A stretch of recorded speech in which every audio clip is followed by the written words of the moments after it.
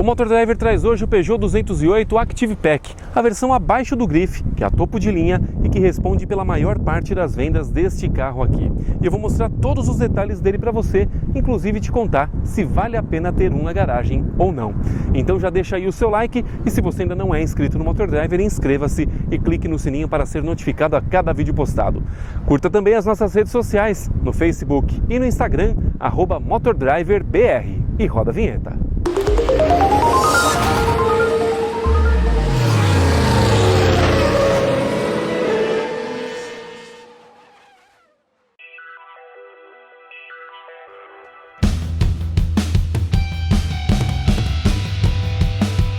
A versão testada é a Active Pack automática, que parte de R$ 92.490. E na cor branco nacré, que é perolizada, existe um acréscimo de mais R$ 1.890, que no total chegará ao valor de R$ 94.380.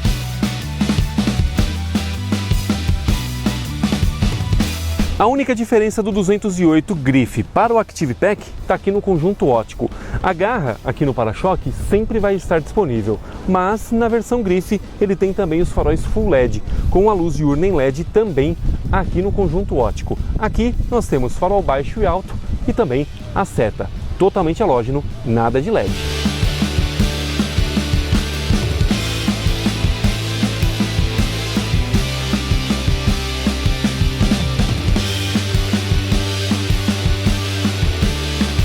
O 208 é sempre equipado com motor 1.6 16 válvulas que entrega 118 cavalos de potência e 15,5 kgfm de torque abastecido com etanol. A transmissão é da japonesa Aisin de 6 velocidades com opção de mudanças manuais pela alavanca.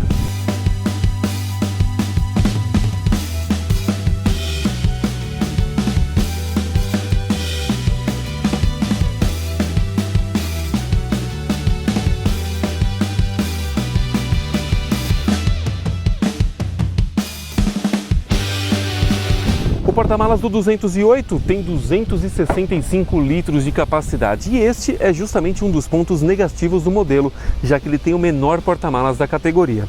O step fica aqui dentro e é de uso temporário. Mas vamos lá dentro que eu quero mostrar um pouquinho mais do espaço aqui do 208. Vem cá!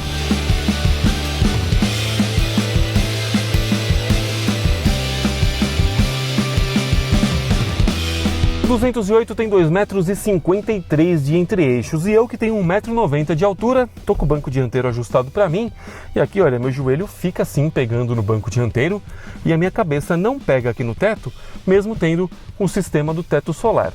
Aqui atrás nós temos encosto de cabeça para os 3 ocupantes, além do cinto de segurança, e também temos o Isofix, que é o sistema de travamento de cadeirinhas infantis. Uma coisa que tem que ser falada aqui do 208 é que o vão da porta traseira ele é bastante estreito, então quem tem a estatura mais alta acaba sofrendo um pouquinho mesmo.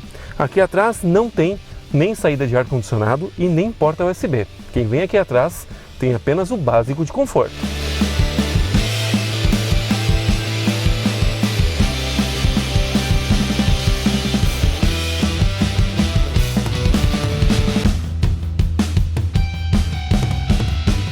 O painel do 208 ele é de plástico rígido sim, mas é um plástico de boa qualidade e nada aqui está desencaixado, nada tem rebarba, tudo aqui inspira muita qualidade de construção.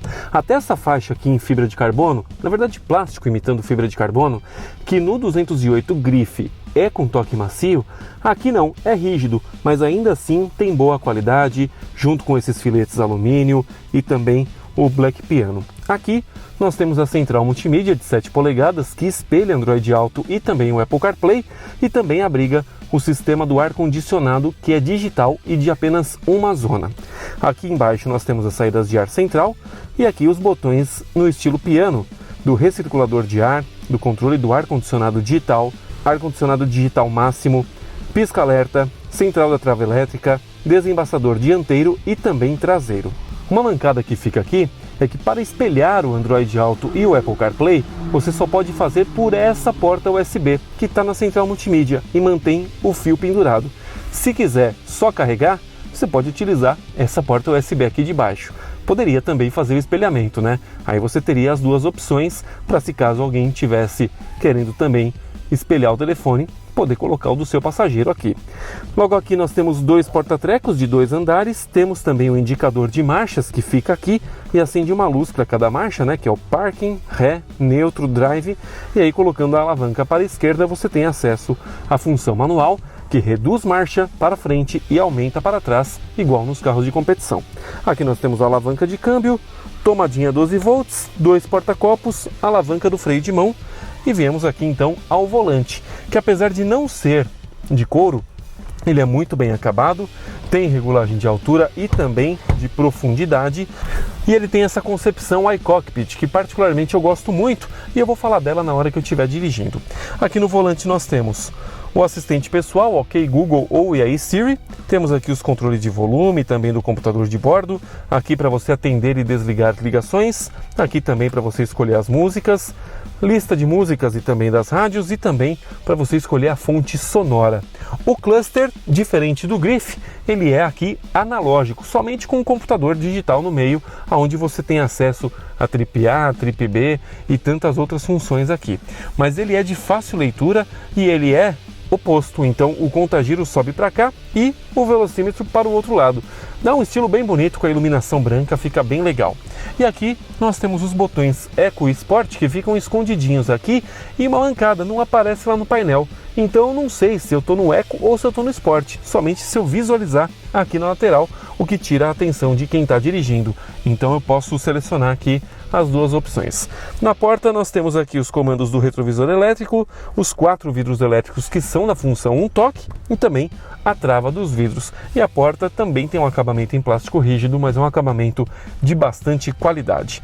Temos aqui também o controle de velocidade de cruzeiro, que para quem já dirigiu carros da PSA, sabe que fica nesse comando satélite aqui atrás do volante. Poderia ser aqui no próprio volante, facilitaria bastante a vida, mas é aqui atrás do volante e é um sistema bastante intuitivo também, que ninguém vai se atrapalhar. Outra mancada, a cortina do teto solar é manual. Então, por exemplo, uma pessoa com estatura mais baixinha não vai conseguir, por exemplo, puxar daqui de trás e fechar ou abrir empurrando lá para trás. Só quem é um pouco maior, eu mesmo que tenho 1,90 m, já fica difícil. Mas agora vamos acelerar esse motor aqui 1.6, que eu tenho bastante coisa para falar sobre o conjunto todo desse carro. Bora lá! E esse daqui é o Peugeot 208 Active Pack. É a versão que está imediatamente abaixo do Grif e tecnicamente é a versão também que vai ser a mais procurada por estar no mesmo nível dos seus concorrentes, tanto em equipamentos quanto em preço, principalmente. Mas vamos lá. Aqui dentro absolutamente nada muda em relação à posição de dirigir contra o Grif Pack, afinal de contas é o mesmo carro. Então você tem aqui uma boa posição, bancos que apoiam bem tanto as costas quanto as pernas, um banco que tem essas abas laterais um pouco maiores, então ele te abraça um pouquinho melhor, então os bancos são muito bons. A única diferença em relação ao Grif Pack é que aqui os bancos são de tecido, então isso não muda em absolutamente nada no banco efetivamente. Aqui nós temos regulagem de profundidade para frente e para trás, temos regulagem de altura também e temos a regulagem do encosto milimétrica, não é aquela de alavanca, é aquele de roldana que você vai girando até encontrar a melhor posição. Essa regulagem ela é muito melhor do que as outras, tá? Do que a regulagem de alavanca, por exemplo, justamente porque ela possibilita muito mais um ajuste fino em relação à regulagem de alavanca que tem em todos os outros carros por aí. Não que a dos outros carros seja ruim, mas a regulagem milimétrica, que é essa de roldana, né, onde você vai girando e vai ajustando o banco de acordo com o que você quer, ela é mais precisa. Apenas isso, não muda nada mais em relação à regulagem. Agora muita gente fala, poxa, mas esse carro é uma mancada estar com esse motor 1.6, né? Eu falo, olha, de fato é um pecado ele não ter o motor turbo, mas entenda que esse motor aqui ele é um motor bastante robusto, é um motor muito bom, afinal de contas é um motor que já está aí há pouco mais de 20 anos, ou há 20 anos? Desde o primeiro Peugeot 206 que veio para o Brasil, então ele já é um motor que está aí por volta dos seus 20 anos. E é um motor que passou por todas as atualizações possíveis e imagináveis para ficar melhor. É um motor que passou por todos os perrengues também, na mão de maus mecânicos, na mão de maus proprietários, e ainda assim é um motor que está aí rodando em muitos carros. Então não é um motor ruim, ele é um motor bastante robusto, um motor bastante bom, e é um motor que você encontra assim peça em qualquer lugar hoje no mercado. Afinal de contas, a Peugeot já está aí há bastante tempo, então esse negócio de que a Peugeot não tem peça, essas coisas, esquece, que quem fala isso realmente não sabe o que está falando, é furada, tá? Falo isso por experiência própria, eu tive 2 Peugeots, meu pai teve um Peugeot, então super tranquilo encontrar a peça do carro hoje. Vamos falar do casamento deste motor 1.6, 16 válvulas, com o câmbio Aisin de 6 marchas. Olha, não tem muita diferença em relação com o que é visto no Peugeot 2008, por exemplo, que tem exatamente o mesmíssimo conjunto mecânico.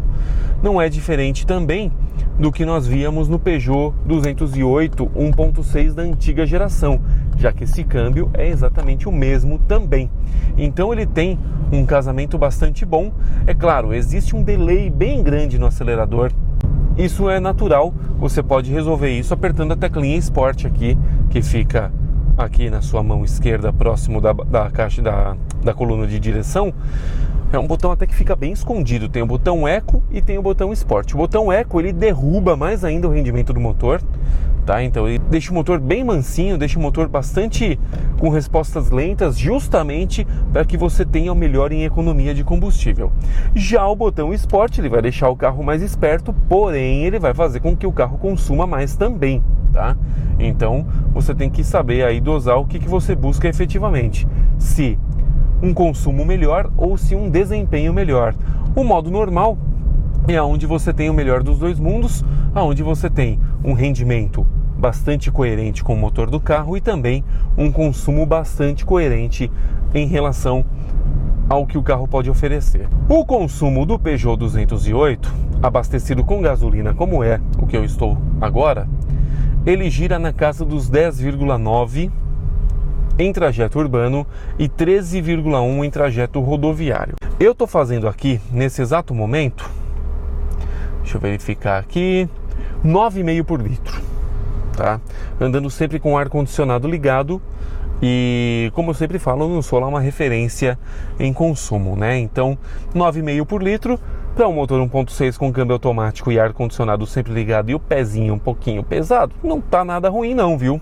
Tá bem interessante, eu já vi carros 1.0 fazendo menos do que isso. Então, nós temos aqui um consumo bastante coerente e sim, dá para melhorar e dá para chegar nesses 10,9 declarado pelo Compete, que são números oficiais da montadora, tá bom? Vamos falar de suspensão agora, porque muita gente sempre falou que o problema do Peugeot estava justamente na suspensão. Desde a geração passada, o 208 já não tinha mais esses defeitos crônicos, nem de eixo traseiro, nem de câmbio, até o de 4 marchas mesmo, que chegou a equipar a geração anterior, ele já era o câmbio AL4 com o problema resolvido. Então, já não existia mais esse problema, né, de você ter o câmbio entrando em modo de segurança e tudo mais. O câmbio 4 marchas, na verdade, ele complicava muito o consumo, mas em questão de efetivamente rendimento do carro, era um rendimento bastante parecido com o que nós temos aqui. Mas esse problema crônico de suspensão também aqui do 208 foi resolvido, uma suspensão bastante robusta nesse carro. A Peugeot aprendeu a fazer suspensão, então você pode ter certeza que você vai ter um carro que não vai ter problema de bieleta, de bucha, como existia na geração do 206 e do 207, que eram problemas crônicos e foram resolvidos. E o eixo traseiro também aqui já não causa mais nenhum problema que era causado no 206 e no 207. Como eu já falei, esse motor aqui é bastante robusto, então ele é um motor que não tem problemas crônicos, tá? Então você tem um carro bastante confiável na mão. Mas Carlos, por que afinal de contas a Peugeot não trouxe o motor 1.2 turbo que faria com que esse carro bombasse de vendas e tal? Bom, vamos lá. Primeiro que você deve saber, se você mora no planeta Terra, a Peugeot, ou melhor, o grupo PSA, que é Peugeot, Citroën e outras marcas, se uniu com o grupo FCA, que é o Fiat Chrysler Automobiles, e fundaram a Stellantis, tá? E por que então não veio esse motor 1.2 turbo? Não trouxe motor 1.2 turbo porque teria que tropicalizar este motor. Nós temos esse problema aqui no Brasil, que por conta das altas temperaturas que nós temos aqui no nosso país, os motores têm que ser tropicalizados. E aí você fala, mas em São Paulo não tem esse negócio de tropicalização. São Paulo não necessariamente, porque é um estado que ele tem os seus picos de calor e também tem seus picos de frio. Mas já imaginou esse carro em Manaus, onde a temperatura é muito alta? Pois é, ficaria uma situação bastante complicada. Então, por conta disso, o motor não foi tropicalizado, preferiram esperar então a fusão do grupo PSA com o grupo FCA e aí esperar com que este carro venha logo com motor 1.0 turbo Firefly, o mesmo que vai equipar os carros da Fiat, entenda-se Renegade, o novo SUV do Argo, a linha Argo e Cronos e outros modelos da marca, ou até mesmo o motor 1.3 Firefly Turbo, que também vai vir e que vai equipar o Compass, vai equipar Fiat Toro e por aí vai. Então é muito mais fácil esperar chegar esse motor do que tropicalizar um motor do zero, né? O motor Firefly ele já está sendo trabalhado há muitos anos assim, entenda por aí uns 3, 4 anos, e logicamente esse motor vai vir já com a qualidade necessária sem causar problemas para os modelos que forem equipados. Então, somente por isso que não foi lançado com o motor turbo o Peugeot 208. Mas é um carro que fica ruim. Não é, esquece isso. Já foi essa época de Peugeot dar problema, como eu já falei, tá? Mas agora chega de falar de problemas e não problemas e falar que o carro é bom ou que o carro é ruim. Como eu já falei, a suspensão desse carro é uma suspensão bastante robusta, e aí nós temos então um carro bastante firme, um carro que não dá batidas secas, um carro bastante confortável inclusive, e um carro que, como eu já falei, não é um carro que vai te dar problemas de suspensão entre bieletas, buchas e por aí vai. É um carro bastante firme em curvas, um carro bastante confortável também em ruas e avenidas mais esburacadas, então você não vai sentir aquelas pancadas secas da suspensão, você não vai sentir moleza também no carro, então você vai ter um carro que passa pouquíssimo as irregularidades para dentro da cabine, e em curvas ele vai entrar com bastante vontade, se você assim exigir, sem te deixar com aquele sustinho de que o carro vai sair de frente e de traseira, ou ainda pior, pode acabar rodando. Isso não vai acontecer aqui no 208 porque a suspensão dele é bastante competente. Em questão de segurança, nós temos aqui airbags para motorista e passageiro, airbags frontais e também os airbags laterais, formando assim 4 airbags aqui no Peugeot 208. E em itens de conveniência, nós temos aqui o controle de velocidade de cruzeiro, que para quem já dirigiu algum carro da Peugeot ou da Renault, sabe que esses controles é um comando satélite que está aqui bem atrás do volante e não necessariamente no volante, tá? É um comando que eu gosto? Olha, honestamente, não é um comando que é ruim também. Eu não vou falar para você que é um comando excelente, porque se ele fosse aqui no volante seria muito melhor. Mas aqui, para quem já conhece a linha Peugeot Citroën e até a linha Renault, já está mais do que acostumado a ter tanto o limitador de velocidade quanto o controle de velocidade de cruzeiro aqui na sua mão esquerda atrás do volante. É um comando bastante intuitivo, um comando bastante fácil de mexer, então você não vai ter problema algum. Outros itens de conveniência que nós temos aqui: luz diurna em LED, que também passa a ser um item de segurança, né? Uma vez que você não precisa acender os faróis nas rodovias, mas nós não temos aqui nem o acendimento automático dos faróis e nem temos o limpador automático também, o sensor de chuva. Mas nós temos este belíssimo teto solar que está presente na Active Pack e na Grip Pack e não está presente na Active, que é o mesmo carro, porém sem o teto solar. Então é um carro bastante coerente com a proposta dele, briga assim de frente com o Fiat Argo, briga assim com o Hyundai HB20 nas suas versões mais intermediárias, né? Então é um carro que entrega bastante conforto e bastante tranquilidade para você ao dirigir. E tem a central multimídia que espelha Android Auto e o Apple CarPlay, que é um sistema hoje mais do que necessário, além de ter aqui o ar-condicionado digital, que particularmente eu já tinha criticado isso na versão Griffe, e também no 2008 eu critiquei, que ele tem aqui o botão para você acessar o ar-condicionado, mas ele não tem botões físicos, então fica difícil às vezes você estar dirigindo e querer mexer no ar-condicionado. Então é melhor às vezes você fazer isso parado num semáforo ou qualquer coisa do tipo. E ele não tem botões físicos da mídia aqui na multimídia, então você tem que tudo mexer aqui pelo volante, o que é fácil também, fácil de operar, mas poderia ter sim o botãozinho aqui, porque muitas vezes a gente só procura a velocidade e nem sempre aqui na mão fica tão intuitivo, a gente às vezes não está tão acostumado, né? Então nós temos aqui essa central multimídia que espelha o Android Auto e o CarPlay. E olha, sendo bem honesto, é um carro tão gostoso de guiar que se você acha que Peugeot é ruim, honestamente, ele pode não ser o melhor carro, mas está longe de ser ruim, viu? Eu daria um votinho de confiança para este hatchzinho aqui, para você dar uma olhada se ele é bom ou se ele é ruim. É perfeito? Não, tem lá as suas críticas, como já fiz, mas ele é um carro muito gostoso de guiar. E se você me pergunta se eu teria, eu teria sim, fácil. Principalmente considerando que ele tem o mesmo nível de equipamentos dos seus principais concorrentes, considerando que a maioria deles não tem o teto de vidro que aqui tem a partir da versão Active Pack.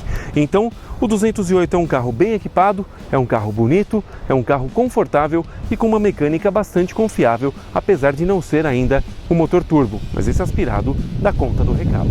Curtiu o vídeo? Então deixa aí o seu like. Se você ainda não é inscrito aqui no Motor Driver, inscreva-se e clique no sininho para ser notificado a cada vídeo postado.